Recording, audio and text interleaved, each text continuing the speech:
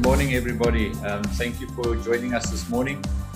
You can see our topic we'll talk to about today. It's about tourism and hospitality, and it's really a privilege to have Michael Cook sharing with us from OTA this morning. And Michael, I do trust you are well. Yes, Dennis, thank you. Good morning to you. Michael, just to create some context for us all, is that this was a snapshot of some work done by the Department of Treasury. But I just want to highlight two areas then for you to elaborate a little bit on where you as OTA see the industry at the moment in time. But there's an indication, for example, that the food and non-alcoholic beverages sector will be a moderate decline to up until about 30%. And then the other one, which I think closer to home for yourselves, is the accommodation and catering environment, where they talk about a larger than 60% decline. So that's a severe decline. Michael, what is your take on the present status of the hospitality tourism industry from an OTA perspective? And maybe just give a bit of an overview of OTA as well. Okay, Dennis.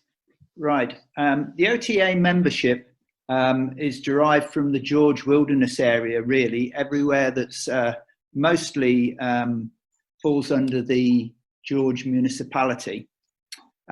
We're made up of a varied sector, but it's all to do with tourism. If I just quickly give you, made some notes here. We're accommodation, restaurants, golf courses, garages, activities such as bottlers, cop and things like that. Suppliers to the accommodation industry, soaps, amenities, food, obviously, insurance, linen and towels. All of those are our members. So quite a varied, but everybody benefits from tourism. Yeah. That's the first point I'd like to make. The majority of our members are providing accommodation, and that falls into about three sectors, really. Or four different classes, really. Hotels, the big hotels are our members. We've got guest houses and B&Bs. We've got self-catering accommodation, and we've got backpackers. Yeah. At the moment, so that our biggest membership would be accommodation providers, people providing beds for incoming tourists or business stay. Completely flat. It's completely tough. It's very tough, non-existent.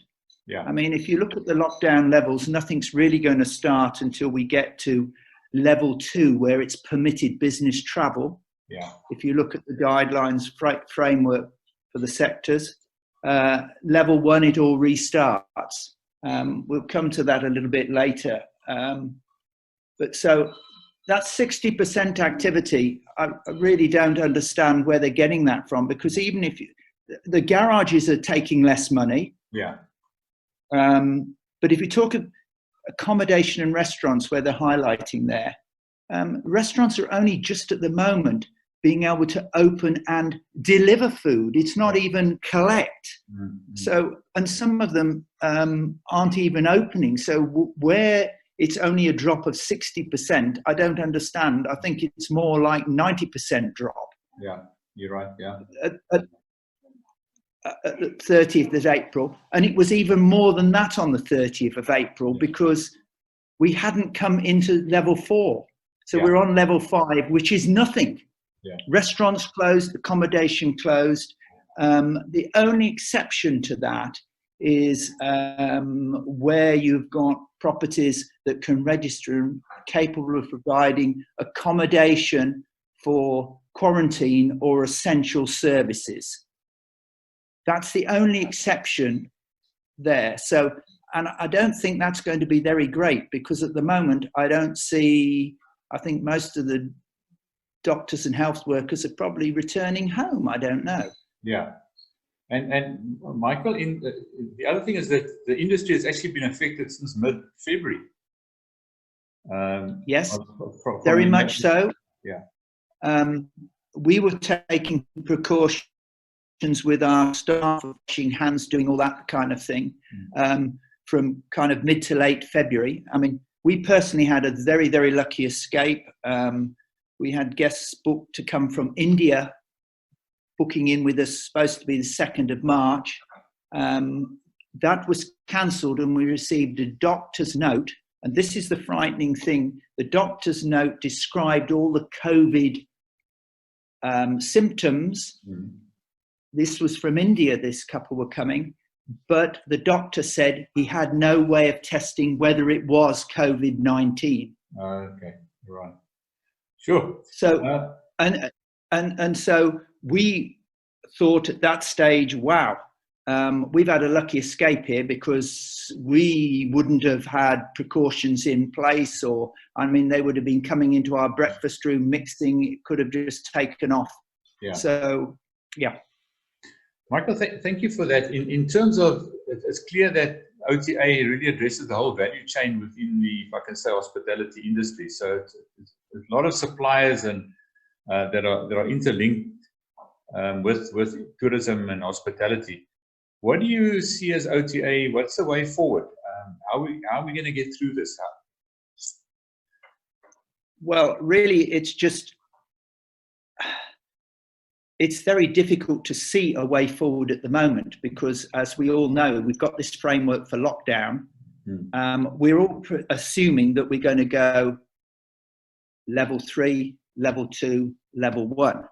But I think it's been made quite clear to us from the government that if we have spikes and more infections in a particular area, different regions could be on different levels. Yeah. So that's quite a worrying thing for our sector, I believe. And also, how long are we going to be in level? How long is it going to take to reach some activity? And even when we get to those levels, it could change what we're allowed to do. We've just seen it now with the tobacco sales. People believed, and we were told it was going to happen at level 4, hasn't. So it's a moving target, isn't it? Yeah. Going forward, it's very difficult. Quite a lot of our members are still providing, and now I'm talking mainly of the accommodation sector, because 80% of our membership would be accommodation, providing beds. A lot of them are providing wages or survival wages to their staff. The tiers UAF is not working, getting the money out. If it is, it's a very small amount. So we're just really sitting and waiting. I think most of the industry is looking at cutting costs, like we are. We're looking at all our overheads and that kind of thing. But there isn't an awful lot one can do. It's the fixed overheads one's got to get rid of. So as an association, we have contacted the municipality, and we're asking them to put a moratorium. Two things we've written to them about. One is a moratorium on the toilet tax, which is a tariff code of 2604, for at least a 12-month period. This is a sewerage charge that's charged a flat rate for each toilet. A lot of guest houses in town have that. Ones that are on conservancy tanks and do not get it. If you've got a septic tank or a conservancy tank, you just pay the hefty fee for it to be cleaned out.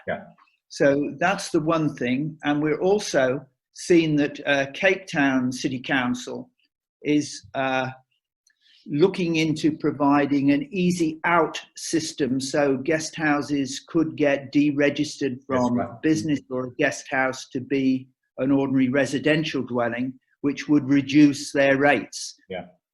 So that's a very big thing. Can I ask just on that, have you had any response from the municipality? No response at all. It's been acknowledged that we've received it, and it's the bureaucratic system. It's got to go right through council and be considered by this person and that person. And we keep being reminded that they need this money to provide, what their duty is, to provide a service to the town. So, the whole thing is extremely difficult. Yeah.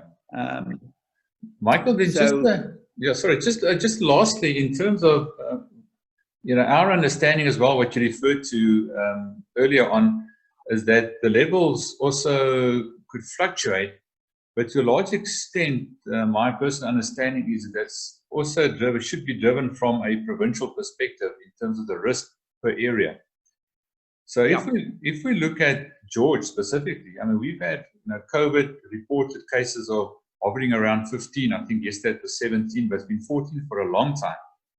And for me as a layman looking at that, I'm just saying, but hang on, there's not such a big risk. So why can't we be at a level 3 or even a level 2 to operate and open the economy? What is OTA's feeling on that? Well, I don't know what the person, but my personal feeling is we're going to see what happens, aren't we? I mean, if you take the incubation period of the disease, and 14 days is the kind of thing. Let's see what starts happening in 14, 20 days in level 4 in George, where we've got more people definitely. I traveled out yesterday to get some shopping and some food. And I mean, there's definitely more activity this week on the roads now, and people moving about. So let's see what happens.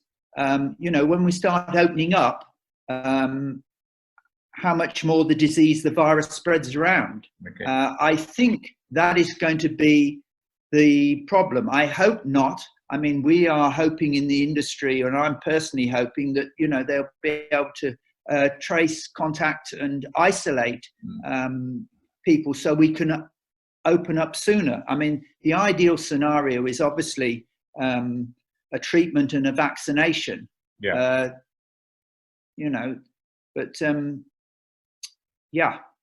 Okay, but thank you very much, Michael. Thank you for the brief discussion. We'll pick up on this discussion, and we really, from the business chamber, really wish you all the best. And we're all sitting in a difficult situation, but I think now's the time, as we are really starting to work very much closely across all spectrums of the economy, that we need to take hands. So thank you for your time, and really good luck to all the members. Thank you very much, Dennis. Thank you.